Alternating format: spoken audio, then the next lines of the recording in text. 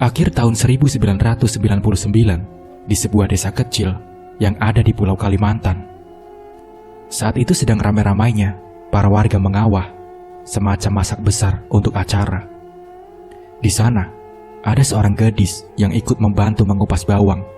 Ia berbaur bersama ibu-ibu yang juga sedang menguliti rempah-rempah seperti serai, lengkuas, kunyit, jahe, dan lain-lainnya. Seorang pemuda desa yang tengah membantu mengurah isi dandangan semacam panci besar nampak sesekali melirik pada gadis manis tersebut. Hingga akhirnya tatapan mata mereka beradu membuat si pemuda menjadi begitu salah tingkah.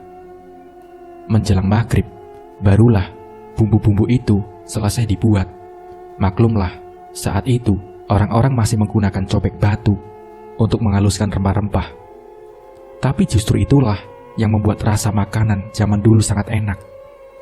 Ibu-ibu yang pulang dari duduk gawi atau membantu keluarga yang punya acara, masing-masing diberikan seplastik sayur lemak dan ikan asin goreng. Mereka pulang dengan sukacita setelah seharian membantu keluarga yang akan mengadakan acara. "Mah, kita makan sama-sama ya," ujar Rahmi pada ibunya yang sedang membuat bakul dari rotan. "Kamu makan saja duluan, aku tidak lapar," jawab si ibu dengan nada yang sedikit ketus. Memang, semenjak ayahnya meninggal 1 tahun yang lalu, hubungan antara Rahmi dan sang ibu menjadi renggang. Apalagi ketika Rahmi menolak dijodohkan dengan Burhan, lelaki kaya raya di desa mereka yang mempunyai sawah luas, tanah berhektar-hektar, dan memiliki toko daging. Di pasar, yang sehari bahkan bisa menghabiskan 1-2 ekor sapi.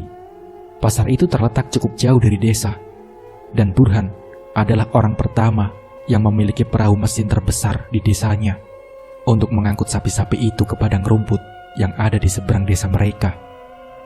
Namun dengan mudahnya, Rahmi menolak pinangan laki-laki kaya itu dengan alasan bahwa ia tidak ingin dimadu.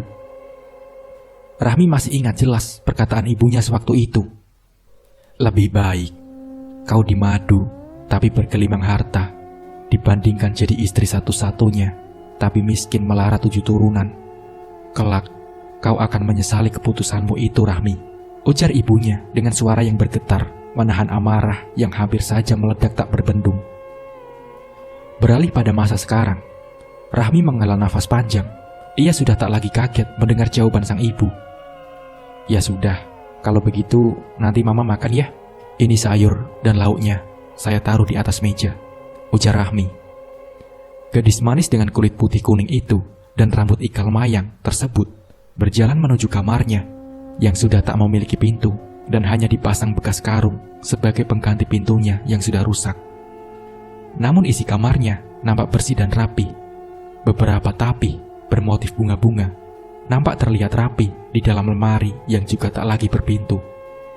Dan di sana juga ada mesin jahit peninggalan ayahnya yang sering ia gunakan untuk menjahit kain menjadikannya sebuah pakaian. Malam itu sunyi, hening. Orang-orang yang biasanya ada berlalu lalang di jalan, malam itu tak kelihatan sama sekali. Rahmi melangkah menaiki tangga jamban. Ia rupanya baru saja selesai mandi dan masih mengenakan tapih sebatas dada.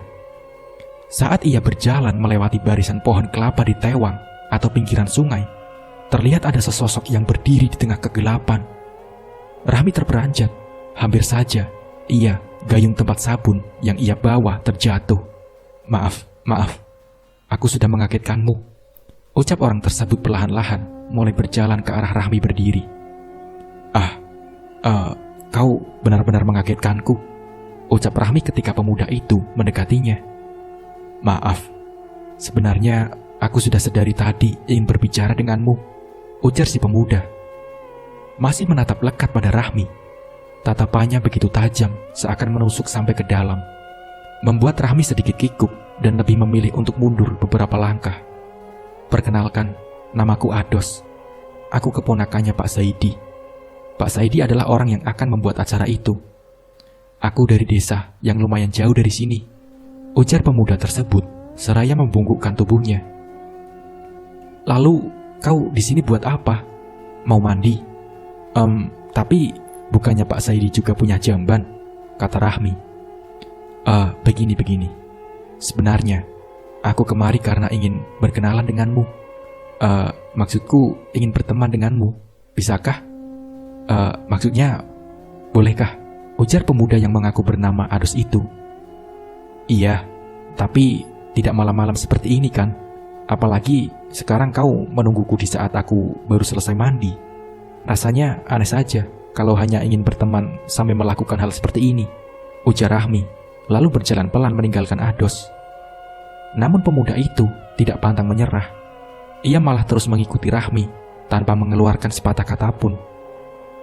Kau ini kenapa, ha? Kalau sampai dilihat orang kau mengikuti begini, aku yang akan kena gibah. Kau paham kan? Bentak Rahmi. Aku hanya ingin berteman denganmu. Kan tadi aku sudah bilang. Ya, apa kau tuli? Tapi kau belum memperkenalkan namamu siapa. Rahmi, namaku Rahmi. Sekarang kau sudah tahu kan?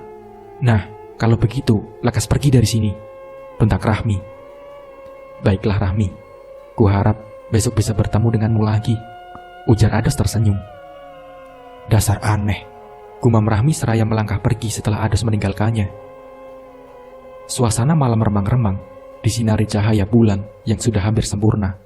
Kriat! Suara pintu kayu yang sudah berlubang dimakan rayap itu berderit saat dia buka. Bungkusan nasi di atas meja masih terlihat rapi. Sepertinya sang ibu belum juga mau memakan makanan yang Rahmi bawa tadi. Rahmi mengangkat lampu pelita yang ada di atas meja dan membawanya ke dalam kamar. Saat ia sedang mencari-cari pakaiannya, ia mendengar suara ketukan dari jendela yang mengarah ke halaman samping rumah yang dipenuhi dengan kurungan ayam milik si ibu.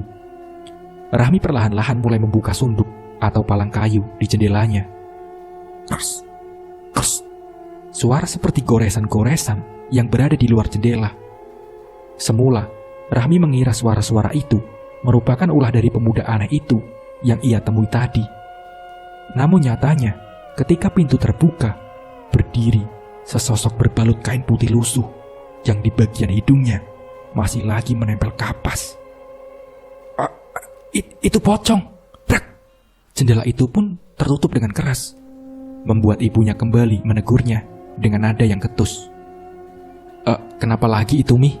Suara ibunya dari kamar sebelah. Rumah mereka memang tidak terlalu besar, hanya berukuran 5x7 meter. Rahmi tidak menjawab. Jantungnya masih berdetak tak karuan. Suara-suara yang sama masih terdengar di luar. Kali ini diikuti suara seperti robekan kain. Dengan tangan yang gemetar, ia berusaha untuk mengunci jendelanya kembali. Di pagi harinya, Rahmi sudah berada di rumah Pak Zaidi untuk bantu-bantu. Ibu-ibu yang sedang menggoreng bawang tersebut rupanya sedang asik-asik gibah. Mereka membicarakan tentang anak si tuan rumah, yaitu Pak Zaidi, yang konon katanya diketahui sudah hamil duluan sebelum menikah.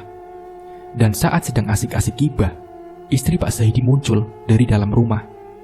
Sontak saja, ibu-ibu tersebut secara spontan langsung mengalihkan pembicaraan. Itu kambingnya sudah dipotong-potong apa belum? Ujar ibu-ibu itu menuju ke arah dandang yang digunakan untuk menaruh daging kambing. Sudah, jawab yang lainnya juga nampak gugup. Rahmi? Iya bu, jawab Rahmi ketika istri Pak Zaidi memanggilnya. Sini, ikut saya sebentar. Rahmi perlahan berdiri. Ia menyapu-nyapu tangannya pada tapih yang ia kenakan sebelum menghampiri Bu Inun. Rupanya, wanita itu membawa Rahmi untuk masuk ke dalam rumah, menemui Ados yang duduk diapit oleh orang tuanya. Saat itu, ia disuruh duduk. Rahmi memang sudah tak enak hati. Ada apa bu? Tanya Rahmi sedikit terbata. Sebentar ya, ucap Bu Inun seraya berjalan ke arah ruangan dapur miliknya. Dan dari sana, keluarlah ibunya Rahmi dengan raut wajah cerah tak seperti biasanya. Rahmi semakin kalut. Ia seakan-akan sudah tahu maksud dan tujuan orang-orang itu. Setelah mengobrol lumayan lama, akhirnya ayah dari Ados mulai menyatakan maksudnya. Zaman dulu, di sini memang kalau sudah suka, langsung lamar dan menikah. Hanya sedikit saja yang mengenal kata pacaran. Saya tidak mau menikah, jawab Rahmi yang membuat ibunya seketika melotot. Apa alasan kamu, Rahmi? Ah, Ados ini bujang, pekerja keras, dan yang pasti dia sangat sayang padamu. Bentak ibunya tak dapat menahan amarahnya yang meluap-luap setelah mendengar jawaban dari Rahmi. Tapi saya tidak suka dijodoh-jodohkan, Bu. Saya akan menikah hanya dengan orang yang saya suka, kata Rahmi. Laki-laki seperti apa lagi yang kau cari ya? Yang beristri, yang duda. Dan sekarang yang bujang mau melamarmu, kau masih saja menolak. Apakah kau mencari laki-laki seperti Pujung? Bentak Mama Rahmi. Mama tidak akan mengerti, Mah. Saya hanya tidak ingin menikah untuk saat ini, kata Rahma. Jelas saja, aku tidak mengerti pemikiranmu saat itu, sahut ibunya geram. Tiba-tiba, Rahmi mulai merasakan sakit di kepalanya. Rasa sakit yang sama ketika Duda tempo hari itu melamarnya. Rahmi mulai memegang kepalanya, hingga saat ia akan beranjak, tubuhnya ambruk di hadapan semua orang yang berada di rumah tersebut. Ibunya hanya melirik sekilas, lalu hendak keluar meninggalkan Rahmi. Wajah Ados sangat terlihat cemas. Ia berusaha menyadarkan Rahmi. Ujung-ujung jari gadis itu juga terasa sangat dingin sekali. Bu, ini Rahmi benar-benar pingsan, Bu, ujar Bu Inun. Mendengar perkataan Bu Inun, ibunya Rahmi seketika panik. Ados kesana kemari mencari minyak angin. Setelah minyak angin didapat, Ados izin untuk memijat kepala Rahmi. Wajah pemuda itu sangat tulus. Ibunya Rahmi sangat menyayangkan pemuda sebaik itu batal jadi menantunya. Beberapa saat kemudian, Rahmi mulai sadar. Gadis itu mengerjap-erjapkan matanya, dan saat ia melihat wajah Ados, Rahmi lantas langsung bangun. Malam itu, Rahmi seperti biasanya. Ia baru saja pulang mandi dan berjalan pulang ke rumah. Langkahnya terhenti ketika sayup-sayup mendengar suara lirih memanggil namanya dari arah belakang. Rahmi memegang erat-erat gayungnya, lalu perlahan-lahan menoleh ke belakang. Nafasnya langsung terasa sesak ketika melihat sosok pocong yang berdiri hanya beberapa meter darinya sekarang. Rahmi berlari sekuat tenaganya, menghindari pocong tersebut. Namun ketika ia menoleh lagi ke belakang, pocong itu masih mengejarnya. Tapi anehnya, pocong itu tidak melompat-lompat seperti kisah-kisah yang pernah ia dengar. Ia bergerak seolah diterbangkan angin dan melesat cepat mengejar Rahmi. Brak! Teriak Rahmi ketika tubuhnya terjatuh dan menimpa akar pohon yang membantang di tanah. Semua menjadi gelap. Suhu tubuh Rahmi sangat panas. Ia terserang demam setelah kejadian malam itu. Wajahnya pucat dan terus-menerus gelisah. Ia masih terbayang-bayang saat-saat terakhir sebelum ia tak sadarkan diri. Ujung kaki pocong itu mengambang tak menyentuh tanah. Bahkan ujung rumut-rumut kainnya pun sama sekali tak tersentuh oleh tanah. Pocong itu, gumam Rahmi. Saya rasa Rahmi ini seperti terkena sesuatu yang membuatnya sulit untuk menerima lawan jenis. Kalau menurut saya, apa tidak sebaiknya dia diobati dulu, ujar ibunya Ados kala itu. Mah, panggil Rahmi membuyarkan lamunan sang ibu. Kenapa lagi teriak-teriak begitu? Mau menyusu? Sahut ibunya dengan nada ketus. Itu mah, nasi dalam panci kok basi? Tanya Rahmi. Basi? Baru tadi siang ku masak, ujar ibunya seraya beranjak dari duduk. Dan anehnya, ketika ibunya membuka tutup panci, rupanya nasi tersebut tidak basi sama sekali. Kamu ini Mi, berbohong tidak kira-kira, kata mamanya. Tadi nasinya saya lihat memang basi, Mah. Basi matamu. Aroma pandanya menyengat begini dibilang basi, bentak Mama Rahmi. Rahmi pun terdiam. Ia tak bisa berkata-kata. Apa yang ia lihat tadi benar-benar berbeda dengan apa yang ibunya lihat. Dari luar, terdengar suara seseorang mengucapkan salam. Saat tahu siapa yang datang, Rahmi cuma mengintip dari jauh. Ibunya terlihat sangat akrab sekali dengan pemuda itu. Di keesokan harinya, setelah pulang dari mencari sayur dan umbut-umbutan di pinggiran hutan, Rahmi bertemu Ados yang sedang memperbaiki pintu rumah mereka. Pemuda itu sekilas melebarkan senyumnya ketika Rahmi menatapnya. Ngapain sih dia? Batin Rahmi seakan tak terima pemuda itu terus-terusan mencari perhatian pada ibunya. yang tentu nanti akan membuat dia semakin dibenci oleh sang ibu. Setelah meletakkan sayur pakis dan umbut-umbut yang ia dapat, Rahmi bergegas mandi ke sungai karena ia sudah merasakan gatal-gatal di sekujur tubuhnya. Selesai mandi dan berpakaian, barulah Rahmi mulai menyiangi sayur pakis dan juga umbut-umbutnya. Cabai dan bawang putih, tak lupa ia juga menggoreng ikan asin dan membuat sambal limau. Aroma masakan Rahmi membuat Ados menengguk liur. Setelah siap makan, rupa-rupanya Ados pun juga dia ajak makan oleh sang ibu, membuat Rahmi sedikit kesal. Namun karena perutnya juga terasa lapar, akhirnya mereka pun makan bertiga dengan sangat lahap. Tak henti-hentinya Ados memuji rasa makanan Rahmi. Tapi gadis manis itu cuma diam dan malah memasang muka yang tak suka. Malam itu, ibunya Rahmi tidak ada di rumah. Entah kemana beliau pergi, sama sekali tak memberitahu Rahmi. Rintik-rintik hujan di keheningan malam itu membuat Rahmi gelisah. Ia bahkan tak bisa menutup matanya, meski ruangan kamarnya itu sudah terpasang 4 buah lampu di setiap sudutnya. Mama kemana ya? Kenapa belum pulang juga? Gumamnya gelisah dan hampir menangis. Suara dari pintu terbuka dan suara langkah kaki terdengar mondar-mandir di luar kamar, membuat Rahmi semakin was-was. Apa mungkin itu ibunya? Tapi kenapa langkahnya seperti itu? Tek, tek, tek. Suara itu sangat keras dan mengagetkan Rahmi. Mirip seperti ketukan. Namun, dengan perasaan campur aduk, perlahan-lahan Rahmi memberanikan diri untuk mengintip dari celah lubang yang berada di samping jendela. Rahmi melihat sosok putih berjambung itu tengah menghantamkan kepalanya ke jendela kamar Rahmi. Seketika, detak jantung Rahmi berpacu dengan cepat. Ia menutup wajahnya dengan selimut. Rahmi menangis ketakutan. Untuk bersuara saja, ia sudah tak mampu. Dan saat-saat seperti itu, ia hanya bisa berharap kalau ibunya cepat pulang. Sementara suara di luar jendela itu dan di depan pintu semakin menjadi. Rahmi, Rahmi. Suara parau dan lirih memanggil-manggil namanya berulang-ulang kali. Rahmi semakin ketakutan. Ia meremas selimutnya dengan sangat kuat, seakan tak ingin kalau selimut itu terlepas dan terbuka dari wajahnya. Brak! Suara mirip pintu yang dibanting dengan sangat keras membuat tubuh Rahmi terlambung. Lalu setelah itu hening.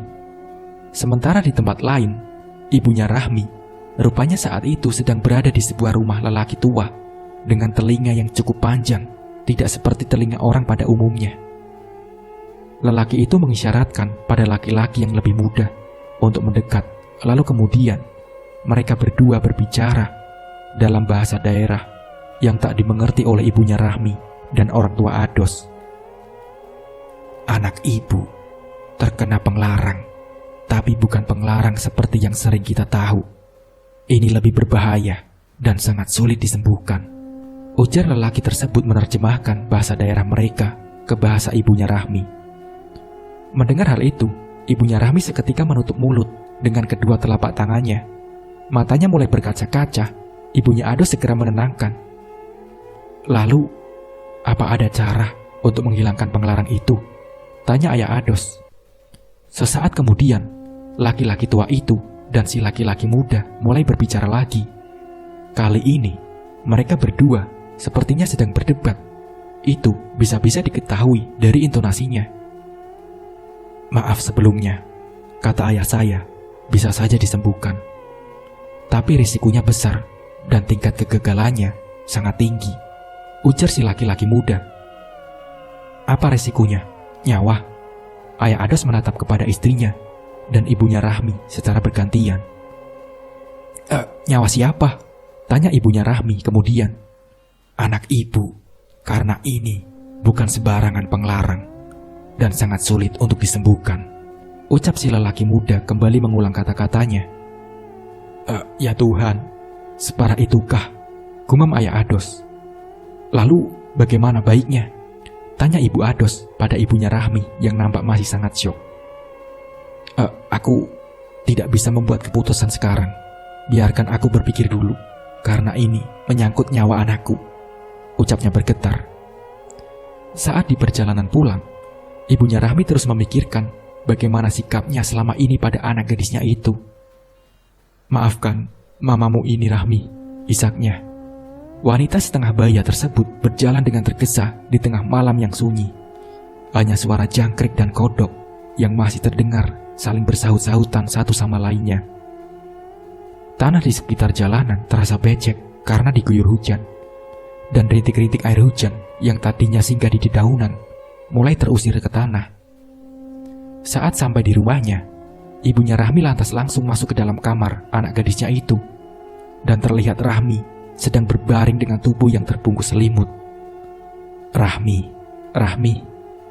Perlahan-lahan, Rahmi membuka matanya. Ia kaget bercampur senang ketika sang ibu memeluknya untuk pertama kali setelah sekian lama tak saling berbaikan. Mama kenapa? Kata Rahmi. Mama minta maaf Rahmi. Mama sudah banyak salah padamu, ucap ibunya terisak. Mama tidak pernah salah sama saya.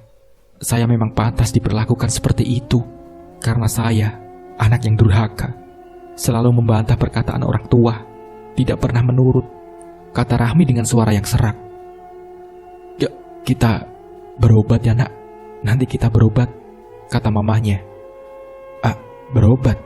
Tapi saya tidak sakit apa-apa mah, kata Rahmi. Ibunya menarik nafas panjang. Ia diam saja. Nampaknya ia enggan untuk menceritakan apa yang terjadi pada Rahmi. 2 hari sudah setelah kepulangannya dari rumah lelaki tua itu.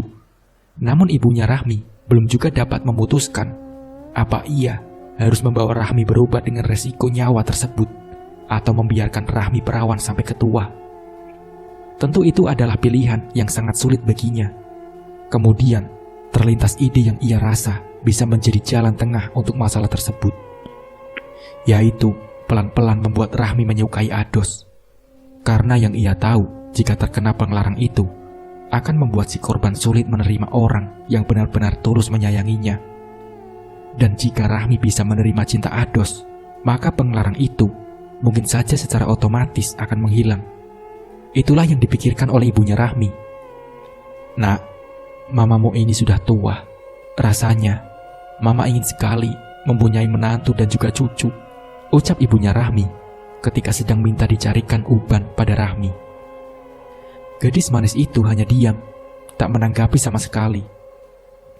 Rahmi, mama sayang sama kamu nak. Mama tidak ingin kalau sampai mama mati nanti tidak ada siapa-siapa yang menjagamu. Setidaknya kalau mama mati nanti, mama bisa tenang kalau kamu sudah punya keluarga sendiri, kata mama Rahmi. Rahmi menghela nafas panjang.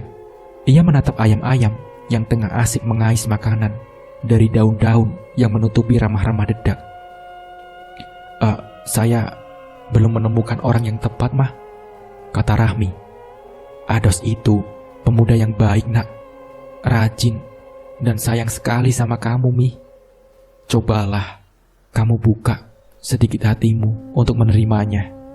Setidaknya sebagai teman agar kau tahu lebih jauh tentang kepribadian anak itu, kata mamanya Rahmi lagi. Rahmi pun terdiam, matanya masih liar menatap ayam-ayam yang berada di tanah. Tapi ia benar-benar menerima nasihat dari ibunya. Dan saat Ados datang ke rumahnya, Rahmi menyambut pemuda itu dengan sedikit lebih baik dari hari-hari sebelumnya. Tentu Ados yang merasa kalau Rahmi sudah mulai membuka hati untuk dirinya menjadi sangat senang sekali. Semakin hari, kedekatan keduanya semakin menjadi. Bahkan tak segan-segan, Ados juga pelan-pelan mulai merenovasi rumah Rahmi. Niat baik pemuda itu sempat ditolak baik-baik oleh Rahmi. Namun Ados tetap bersikeras kalau itu murni keinginannya menolong sebagai sahabat, bukan karena mengharapkan imbalan atau sejenisnya. Itulah yang membuat Rahmi tidak bisa menolak. Dan selama merenovasi rumah itu, kedekatan keduanya semakin terasa. Sekilas, jika melihat mereka, orang-orang pasti berpikir kalau keduanya adalah pasangan suami istri yang sangat bahagia. Namun nyatanya tidak seperti itu. Senyuman di wajah Rahmi akan menghilang dikala malam mulai menjelang. Karena semakin lama, sosok pocong itu malah semakin sering menampakkan wujudnya yang sangat menyeramkan itu pada Rahmi. Bahkan, pernah suatu malam ia terbangun dengan tubuh yang tidak bisa digerakkan. Di samping tempat tidurnya, berdiri sosok pocong itu lagi. Membuat Rahmi menangis dalam ketidakberdayaannya. Untung saja, ada seekor kucing yang tengah mengejar tikus dan tak sengaja mencakar kaki Rahmi. Dan itulah yang membuatnya bisa tersadar dari gangguan tersebut. Kamu tahu, sejak hari itu, aku seringkali diganggu sosok pocong. Aku selalu mendengar suara memanggil lirih namaku. Dan aku merasa kalau pocong itu selalu mengikutiku kemanapun aku pergi. Cerita Rahmi pada Ados yang duduk di atas potongan kayu api yang sudah dijemur. Kau percaya tidak? Kalau seseorang yang sangat menginginkan kita, tapi kita menolaknya, dia akan dendam, bahkan bisa menguji jodoh kita. Dan itu disebut pengelarang, kata Ados. Apa? Maksudmu? Tanya Rahmi tak mengerti. Intinya, aku rasa ada yang dendam padamu dan menguji jodohmu agar kau menjadi perawan tua, kata Ados lagi. Apa iya? Tapi aku tidak terlalu yakin dengan hal itu. Karena aku merasa aku baik-baik saja. Hanya saja aku memang belum lagi menemukan jodoh yang sesuai untukku, jawab Rahmi. Ados pun menghela nafas panjang. Tangannya meraih bulu ayam yang terbang tertiup angin. Lalu, kau rasa pocong itu kenapa bisa sampai mengganggumu seperti itu? Tanya Ados. Kemudian Rahmi terdiam. Ia memikirkan sebab pocong tersebut terus mengganggunya. Mungkin karena aku menginjak kuburannya, atau bisa juga karena aku melakukan sesuatu yang buruk tanpa sadar, lalu memancing kemarahannya padaku, jawab Rahmi. Ados menggeleng sambil tersenyum. Mereka tidak akan semudah itu mengganggu kita kalau tidak ada apa-apanya, kata Ados. Lalu menurutmu kenapa aku selalu diganggu? Kata Rahmi. Itu karena... Belum selesai Ados menjawab pertanyaan dari Rahmi, ia tiba-tiba saja merasakan sakit yang teramat sangat di bagian kepalanya. Hidungnya yang mancung mulai mengeluarkan darah segar, membuat Rahmi langsung panik dan berteriak memanggil ibunya. Mengira Ados hanya mengalami mimisan biasa, ibunya Rahmi lantas memasukkan daun sirih di hidung Ados untuk menghentikan darah yang terus menetes keluar. Namun sampai hampir setengah jam, darah di hidung Ados masih terus menetes hingga membuat pemuda itu menjadi lemas dan pucat. Beberapa orang warga yang lewat diminta tolong oleh ibunya Rahmi untuk membantu mengangkat tubuh Ados dan membawanya ke rumah Pak Zaidi. Pak Zaidi dan Bu Inun kelihatan sangat panik sekali kala itu. Mereka yang termasuk orang berada itu pun langsung membawa Ados pulang ke desanya dengan menaiki perahu motor, dan Rahma pun ikut serta mengantar pemuda tersebut. Sesampainya di rumah Ados, orang tuanya langsung membawanya ke rumah si lelaki tua bertelinga panjang.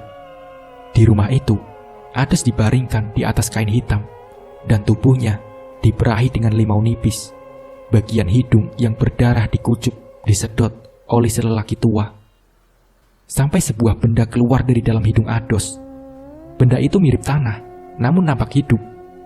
Dan setelah dibacakan mantra-mantra, benda itu seketika berubah menjadi robekan kain kaci. Suaminya marah, ujar si laki-laki muda itu menerjemahkan bahasa si lelaki tua. Suami? Suami siapa? Tanya ibunya Ados.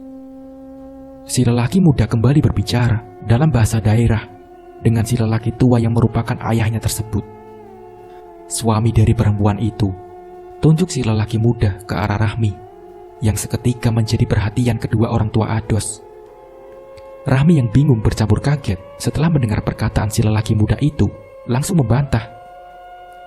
Maksudmu suami siapa? Jangan sembarangan menuduh. Aku saja belum pernah menikah, bentak si Rahmi.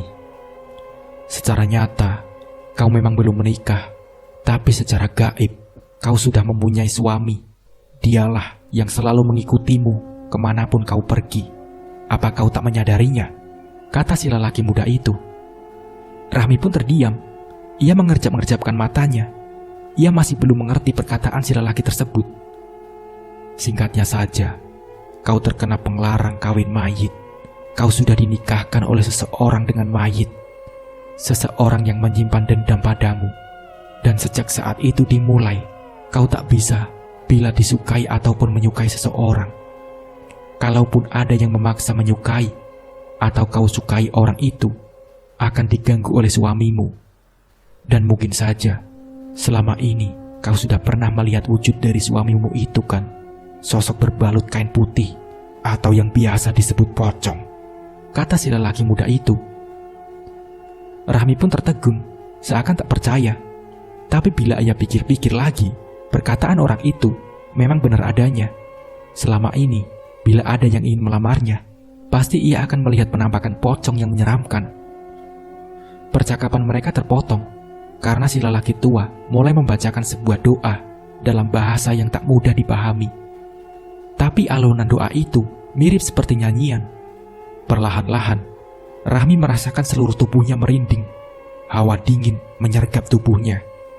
Ketika si lelaki tua berkali-kali membunyikan gelang gemerincingnya di atas tubuh Ados yang masih terbaring, sebuah jeruk nipis segar diputar-putar di atas dahi Ados, dan itu dilakukan berkali-kali. 7 buah nipis itu dibelah oleh si lelaki muda, dan anehnya, isi jeruk nipis itu yang tadinya segar, kini menjadi layu dan berbau busuk, membuat orang-orang yang berada di sana terperangah. Tiba-tiba, ada angin yang sangat kencang menghantam pintu dan jendela rumah tersebut, membuat si lelaki tua nampak geram. Ia pun berdiri dan mengambil sebiji telur ayam kampung. Telur itu ia dekatkan pada bibirnya, lalu sambil berjalan ke arah pintu, ia membacakan sesuatu pada telur tersebut, dan kemudian melemparkannya ke halaman rumah. Dar! Telur itu meledak seperti petasan, dan anehnya, angin yang sebelumnya ribut, kini seketika menjadi tenang kembali. Rahmi pun melongo setelah melihat fenomena yang tak biasa itu.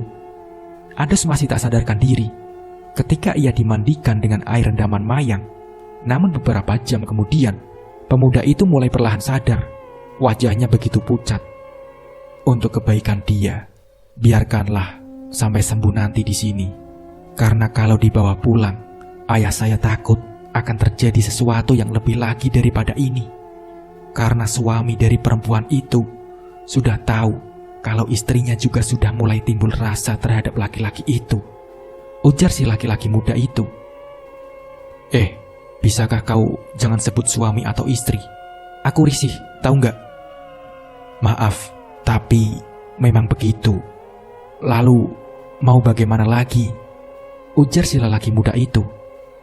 Akan tetapi, ia akhirnya menunduk setelah ditatap tajam oleh si lelaki tua. Laki-laki tua tersebut mulai berbicara dengan nada yang mirip seperti orang bergumam. Ayahku mengatakan, kau mau bagaimana sekarang? Apa penglarang itu dibiarkan saja atau dihilangkan? Kalau dihilangkan bisa, ujar Rahmi. Bisa. Tapi resikonya nyawamu kalau kita gagal. Rahmi pun terdiam. Itu pilihan yang berat baginya. Bila diiyakan, lantas bagaimana jika nanti gagal? Maka itu sama halnya bunuh diri. Tapi kalau ia tak mencoba, berarti dia rela sampai ketua tak akan pernah bisa memberikan menantu ataupun cucu pada ibunya. Rahmi menarik nafas panjang. Lalu dengan mantap, ia memutuskan untuk mencoba menghilangkan penglarang tersebut. Karena banyak hal yang membuatnya harus mencoba itu, terutama ibunya. Setelah orang tua Ados pulang, Rahmi diajak untuk mencari daun sawung di pekuburan oleh si laki-laki muda. Di sana, mereka bercerita tentang banyak hal. Kalau misalkan nanti gagal, berarti aku akan mati, tanya Rahmi lirih. Daun sawang itu dibawa pulang, lalu diletakkan di bawah-bawah pintu dan jendela.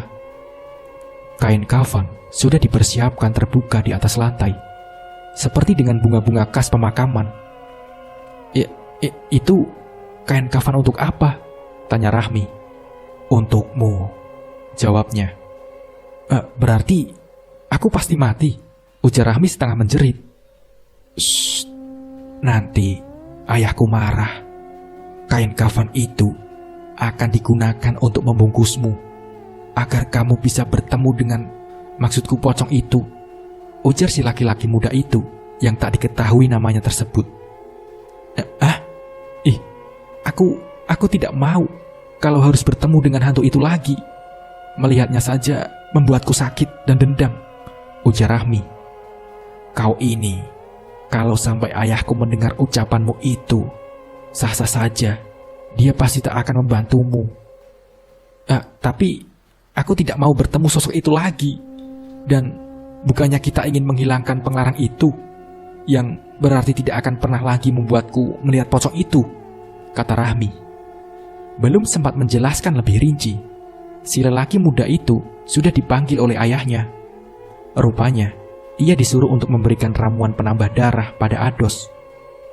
Rahmi duduk berselunjur, kaki di pelataran rumah yang hanya memiliki lebar 1 meteran tersebut. Matanya jauh menatap ke langit, memikirkan apa yang sedang menimpa dirinya. Kenapa orang begitu tega padaku? Rintih batin Rahmi. Sekitar pukul 9 malam, ibunya Rahmi dan orang tua Ados sudah berada di rumah tersebut sejak 2 jam yang lalu. Sebelum dikafani, Rahmi terlebih dulu dimandikan oleh lelaki tua.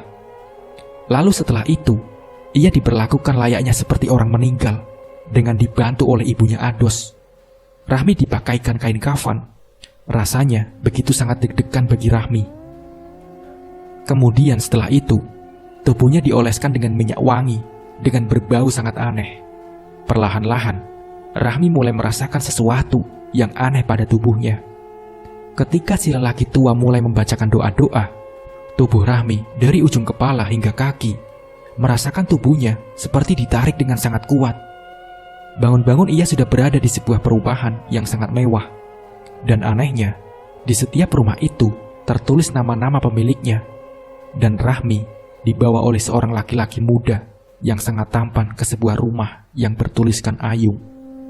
Laki-laki itu sama sekali tak mengeluarkan sepatah kata pun dari mulutnya. Namun Rahmi bisa menangkap raut kesedihan pada wajah lelaki itu. Lalu saat si lelaki menunjuk ke arah depan, tiba-tiba rumah-rumah mewah tadi seketika berubah menjadi kuburan. Nafas Rahmi turun naik. Ia menjerit sekeras-kerasnya ketika si lelaki tampan di hadapannya berubah menjadi sosok pocong yang menyeramkan. Pocong yang selama ini mengganggunya.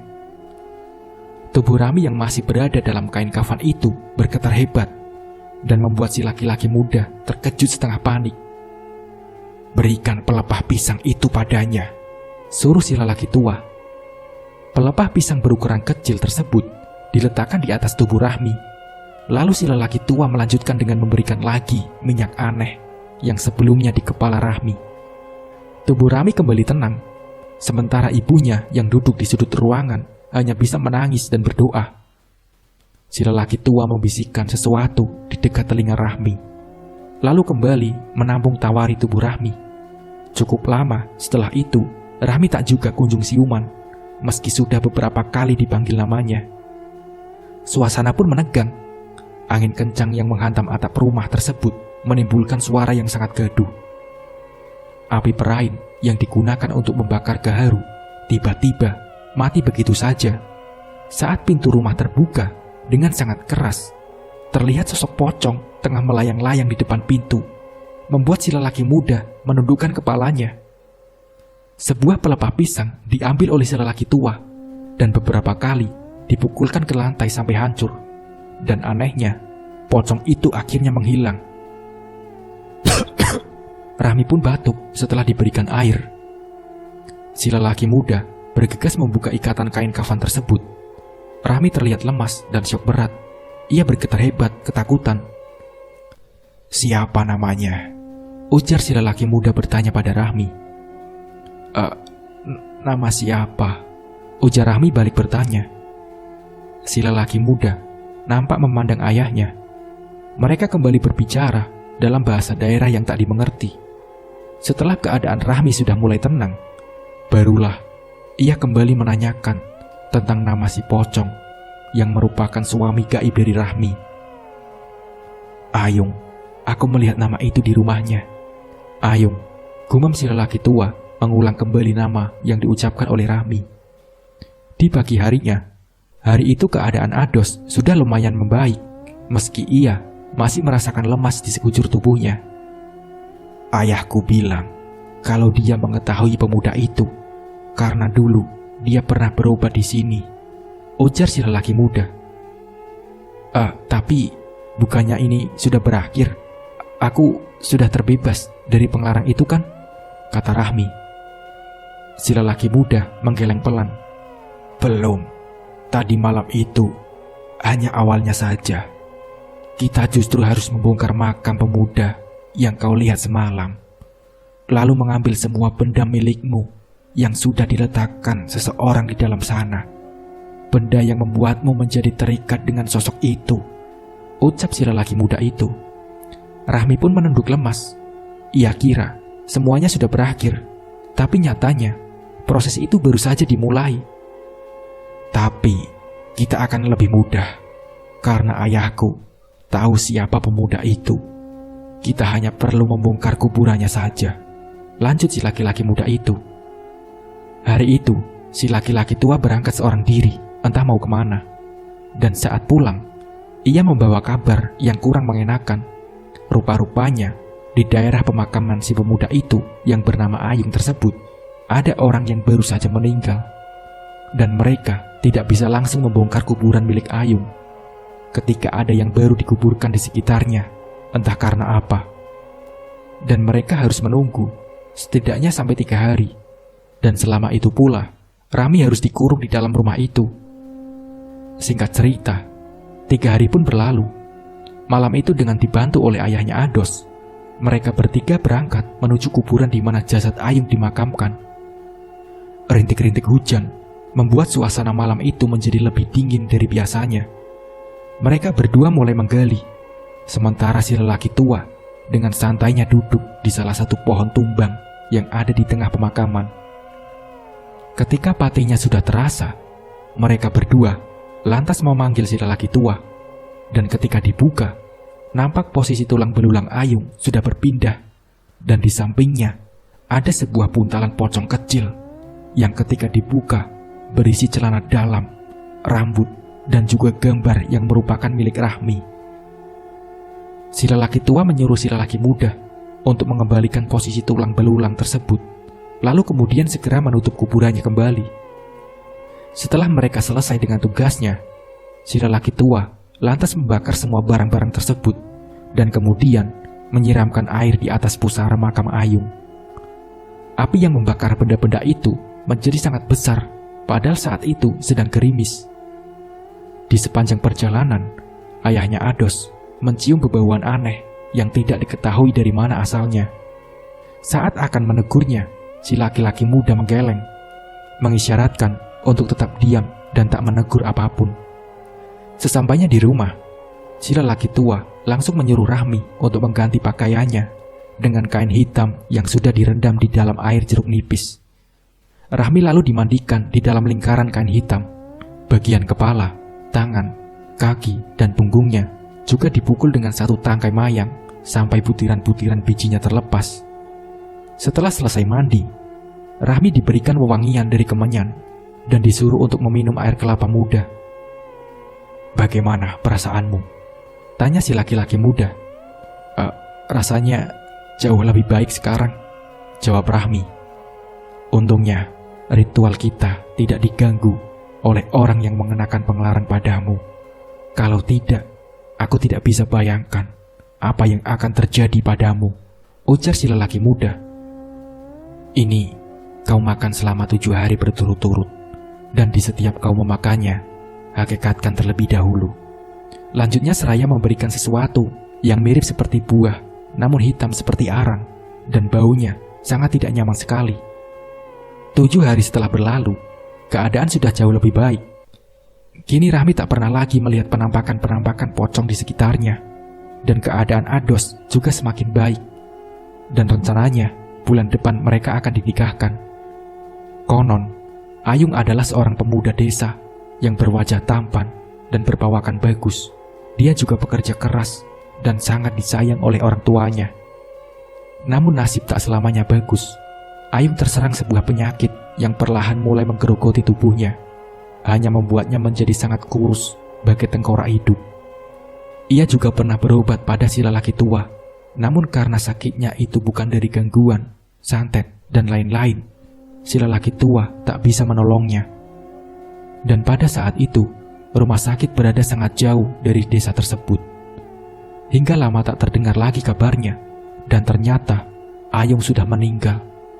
Dan kemudian, mayatnya dimanfaatkan untuk hal-hal yang tidak baik, karena memang semasa hidupnya, Ayung dikenal tak pernah dekat dengan perempuan manapun. Memangnya kenapa harus mayat orang yang belum kawin? Tanya Rahmi. Pengelarang ini sangat berbahaya. Bila mayat itu tidak benar-benar perawan atau perjaka, maka nyawamu menjadi taruhannya, ujar si lelaki muda. Rahmi menghela nafas panjang. Ia tak menyangka ada orang yang senekat itu untuk membuatnya menjadi perawan tua. Sungguh kejam. 2 bulan setelah kejadian itu, Rahmi dan Ados akan segera dinikahkan, dan kedua belah pihak keluarga masing-masing pun sudah memutuskan tanggal dan bulannya. Dengan perasaan bahagia, mereka berdua mendatangi rumah si lelaki tua untuk mengundang mereka berdua ke acara pernikahannya. Namun sesuatu tak disangka, rupanya telah terjadi. Si lelaki tua meninggal sebulan setelah mengobati Rahmi. Menurut penuturan si lelaki muda itu, karena ia diserang secara gaib oleh dukun yang melakukan ritual penglarang kawin mayit tersebut. Dan karena kurangnya kehati-hatian, atau mungkin karena sudah ajalnya, beliau meninggal dengan keadaan yang cukup tragis. Nah, seperti itulah ceritanya. Semoga cerita ini bisa menjadi pembelajaran untuk kita semua. Mungkin cukup sekian dari saya. Wassalamualaikum warahmatullahi wabarakatuh.